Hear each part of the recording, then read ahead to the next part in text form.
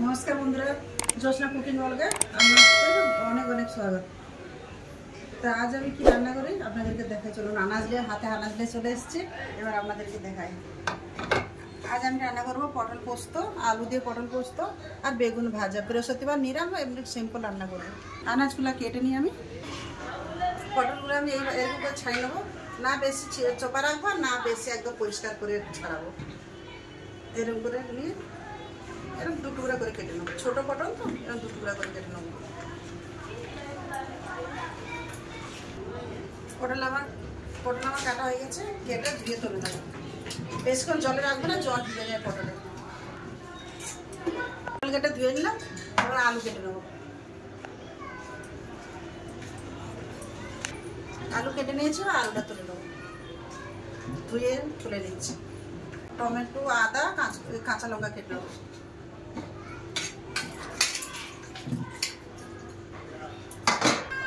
Tomato काँचा Lanka आधा केटे निয়েছি, বেগুন ভাজার পরে বেগুনটা কেটে নেব।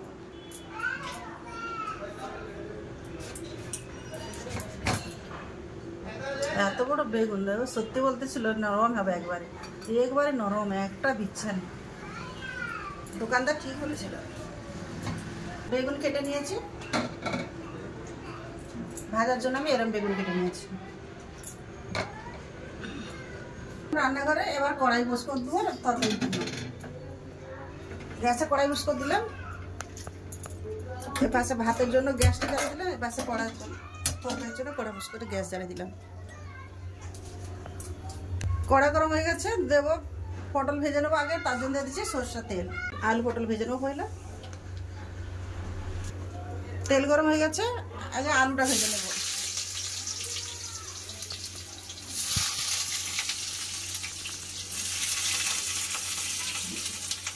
দিয়ে দেবো সামান্য একটু হলুদ গুঁড়ো, লবণ,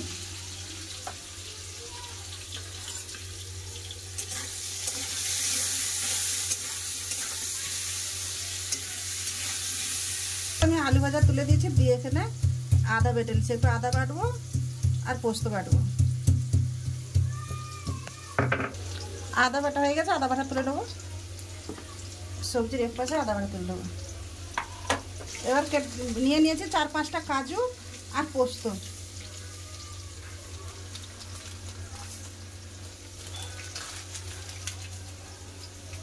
দুটো একসাথে ভালো করে বেটে নেবো। পটল পোস্তর জন্য আলু হয়ে গেছে আমার। আলু ভাজা তুলে নেবো। ওই তেলে লবণ হলুদ আছে, ওইতে পটল ভেজে নেবো।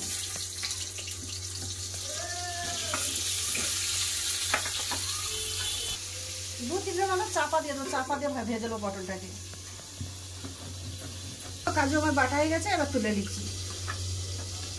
মশলা বাটার জল ছিল, জলেই তুলে নিয়েছি।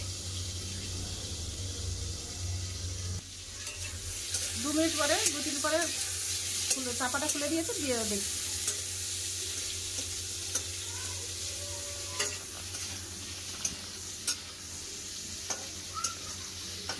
পটল ভাজা হয়ে গেছে, পটল তুলে নেবো।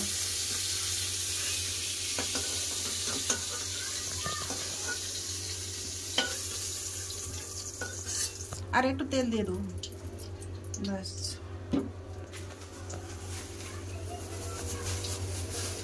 ফোড়নের তরে দিয়ে দিচ্ছে কালো জিরে, 2টা কাঁচা লঙ্কা চিড়ে,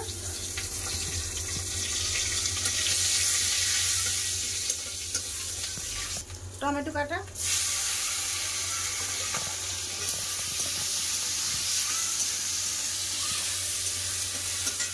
দিয়ে দেবো সামান্য লবণ। এমনি টমেটো ভাজা হচ্ছে, এর পাশে আমি বেগুনের লবণ হলুদে মাখিয়ে দেবো। হলুদ গুঁড়ো দিয়ে দেবো, আদা বাটা,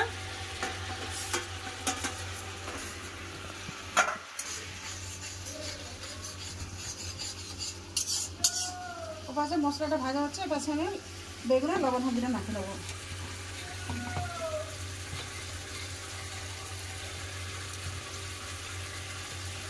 একের গায়ে এক ভালো করে খুব সুন্দর করে লবণ হলুদ। আদা কাঁচা গন্ধটা চলে গেছে, এবার কিছু মশলা দিয়ে দেবো। নিরামিষ তো ওই জন্য একটু মশলা দিয়ে রান্না করবেন। লঙ্কা গুঁড়ো, জিরে গুঁড়ো, হালকা করে হলুদ গুঁড়ো, আর কিছু দেবো না।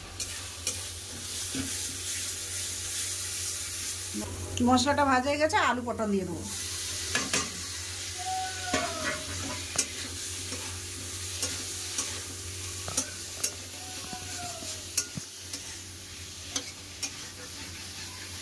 মশলার সাথে আলু পটলটা ভালো করে কষে নিয়েছি। এবার উপর থেকে দিয়ে দেবো কাজু আর পোস্ত বাটা।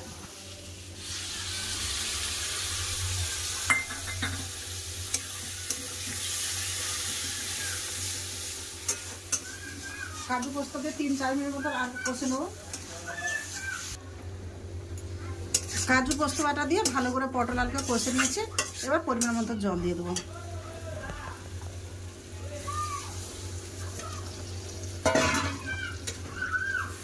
লবণ আমি টমেটোর উপরে পয়লাই দিয়েছিলাম, আর লবণ দেবো না। আর একটু জল দেবো। আলু পটলটা সিদ্ধ হবে, এতটাই জল দিয়ে দিয়েছে। এবার 5 মিনিট মতো ঢাকা দিয়ে দেবো। ঢাকা দিয়ে পটল আলুটা সিদ্ধ করবো। ওদিকে তো আমার তরকারি হচ্ছে।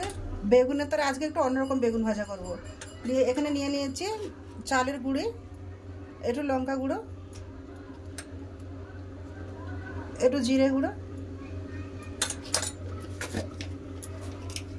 একটা গোলমরিচের গুঁড়ো, সামান্য পরিমাণ লবণ, কারণ বেগুনে লবণ আছে, সামান্য ভালো করে মিশিয়ে নেব।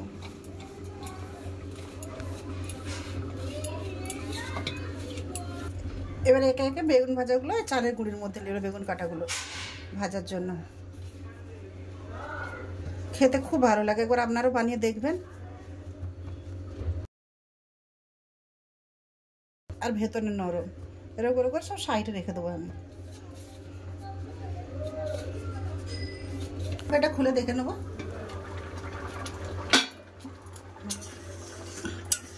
পটল পোস্ত আমার খুব হয়ে গেছে।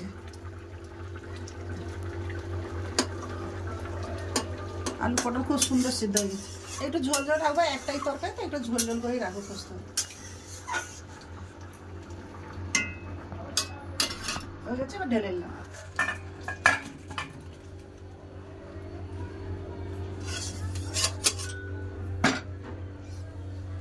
কালার দেখুন কত সুন্দর এসেছে। বেগুন ভাজার জন্য একটা ফ্রাই প্যান বুস করে দিলাম। ফ্রাই প্যানটা গরম, আমি খন্তিটা ধুয়ে নিয়ে আসি। ফ্রাই প্যান গরম হয়ে গেছে, দিয়ে দেবো সরষের তেল।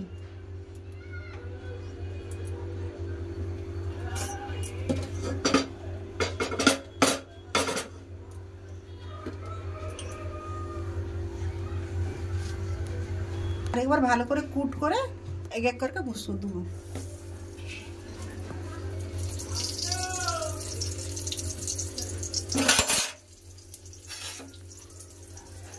সবগুলো দিয়ে দিয়েছি। এবার 2 মিনিটের জন্য ঢাকা দিয়ে দেবো।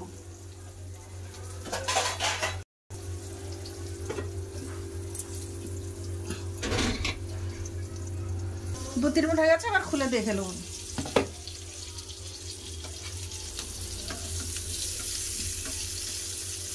খুব সুন্দর ভাজা হয়েছে।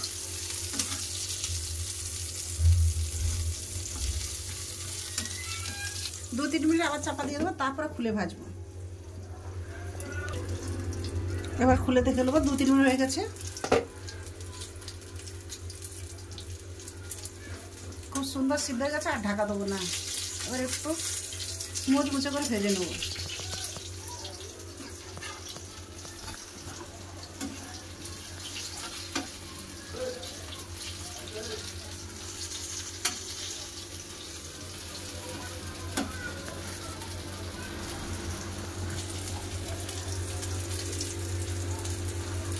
বেগুন ভাজা হয়ে গেছে, এবার তুলে নেবো।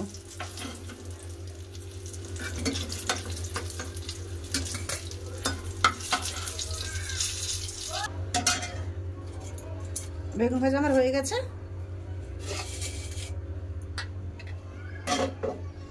দুটো রান্না আমার কেমন হলো অবশ্যই বলবেন।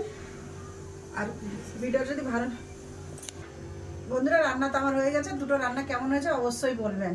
দেখা হচ্ছে খাবার জায়গায়।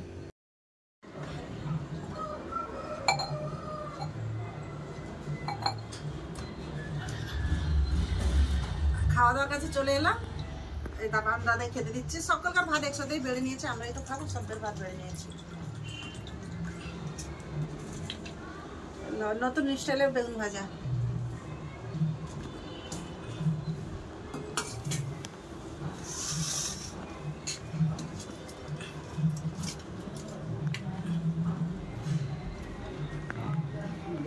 ভালো মধুরটা লাগে। আলু পটলের পোস্ত।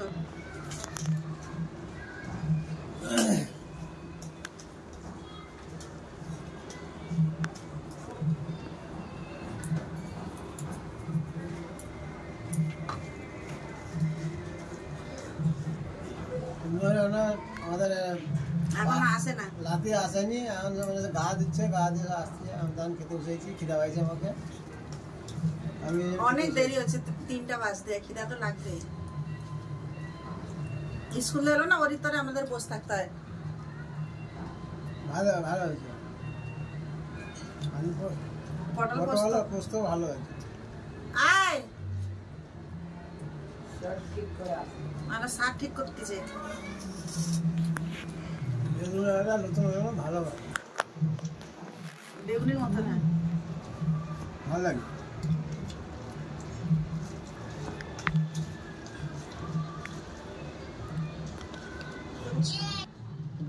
এসে গেছে আমার লাতি খেতে,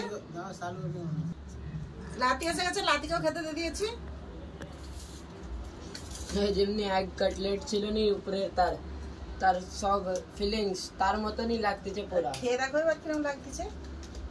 যে भी एग कटलेट वाला वीडियो देखो नी, लिंक डिस्क्रिप्शन में আছে, যে দেখে নাও সব।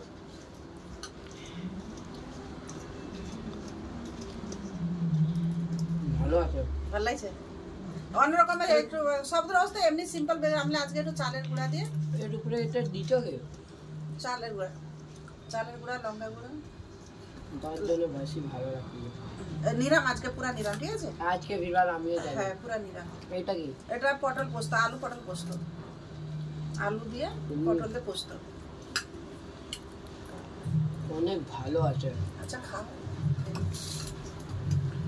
আমি বসে, খিদা লেগেছে খুব, সবকে তো দেওয়া হয়ে গেল, আমি রয়ে গেলাম, আমি খানি, ফের আমার ক্যামেরাম্যান খাবে।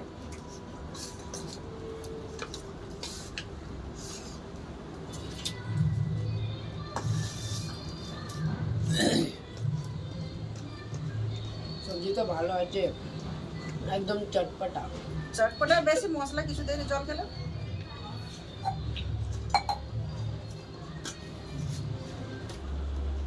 আমি আগে বেগুনটা কেটে খেয়ে দেখি।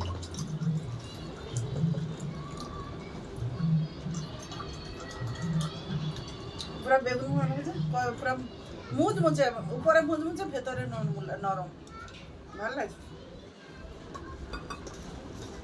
উপরে দিয়ে শক্ত, নিচে দিয়ে নরম, তার জন্য ভালো লাগতেছে।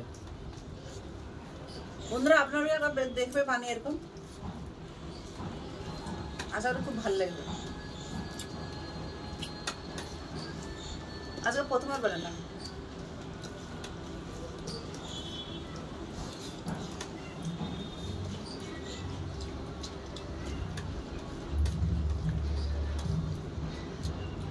নিরম আলু পোস্তটাও ভালো লাগছে, আলু পটল পোস্তটাও ভালো লেগেছে, চটপটা। কাজু বেটে এটা দিয়েছি, স্বাদ লাগছে ভালো।